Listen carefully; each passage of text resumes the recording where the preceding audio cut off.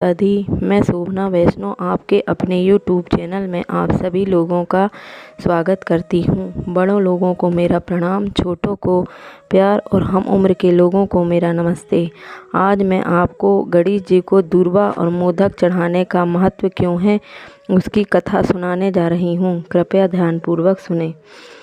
भगवान गणेश जी को 3 या 5 गांठ वाली दूर्वा एक प्रकार की घास अर्पण करने से वह शीघ्र प्रसन्न होते हैं और भक्तों को मनोवांछित फल प्रदान करते हैं।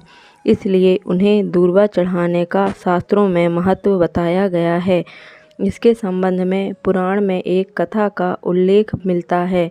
एक समय पृथ्वी पर अनलासुर नामक राक्षस ने भयंकर उत्पात मचा रखा था। उसका अत्याचार पृथ्वी के साथ साथ स्वर्ग और पाताल तक फैलने लगा था।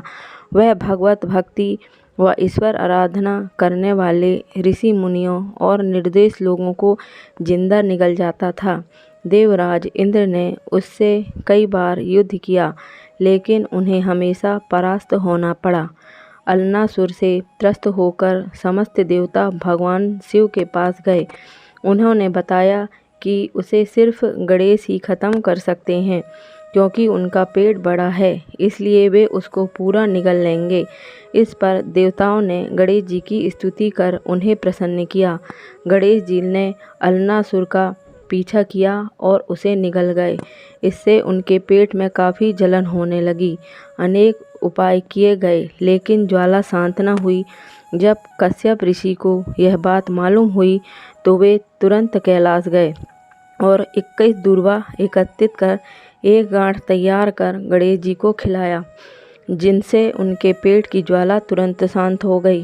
गणेश जी को मोदक यानी लड्डू काफ़ी प्रिय हैं। इनके बिना गणेश जी की पूजा अधूरी ही मानी जाती है। गोस्वामी तुलसीदास ने विनय पत्रिका में कहा है, गाइए गणपति जगवंदन, शंकर सुवन भवानी नंदन, सिद्धि सदन गजवदन विनायक, कृपा सिंधु सुंदर सब लायक, मोदक प्रिय मुद मंगल दाता, विद्या वारदी बुद्धि विधाता।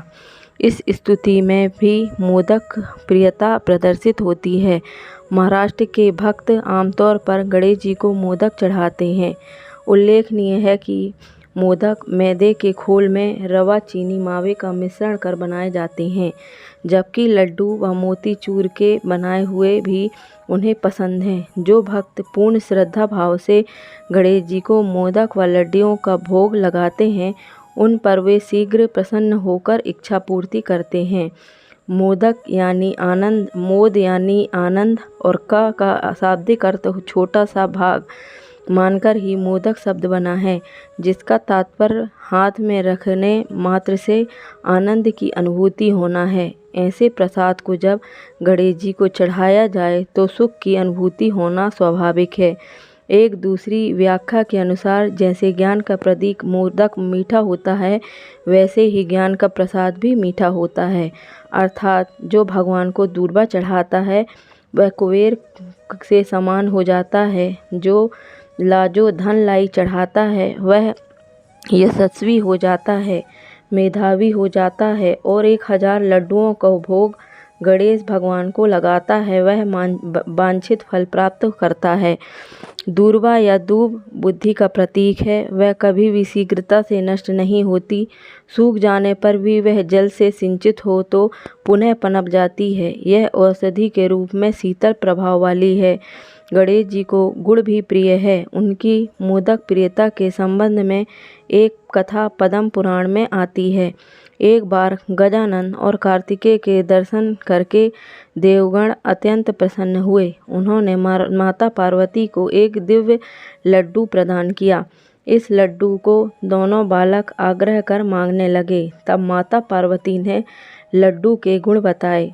इस मोदक की गंध से ही अमृतत्व की प्राप्ति होती है। निसंदेह इसे सूंघने या खाने वाला संपूर्ण शास्त्रों का मर्मज्ञ, सब तंत्रों में प्रवीण लेखक, चित्रकार, विद्वान, ज्ञान विज्ञान विशारद और सर्वज्ञ हो जाता है। फिर आगे कहा, तुम दोनों में से जो धर्माचरण के द्वारा अपनी श्रेष्ठता पहले सिद्ध करेगा, वही इस दिव्य मोदक को पाने का अधिकारी होगा। माता पार्वती की आज्ञा पाकर कार्तिकेय अपने तीव्रगामी वाहन मयूर पर आरूढ़ होकर त्रिलोक की तीर्थ यात्रा पर चल पड़े और मुहूर्त भर में ही सभी तीर्थों के दर्शन कर स्नान कर लिए। इधर गणेश जी ने अत्यंत श्रद्धापूर्वक माता पिता की परिक्रमा की, हाथ जोड़कर उनके सम्मुख खड़े हो गए और कहा, तीर्थ स्थान देव स्थान के दर्शन अनुष्ठान व सभी प्रकार के व्रत करने से भी माता पिता के पूजन के 16वें अंश के बराबर पुण्य प्राप्त नहीं होता है, अतः मोदक प्राप्त करने का अधिकारी मैं ही हूँ।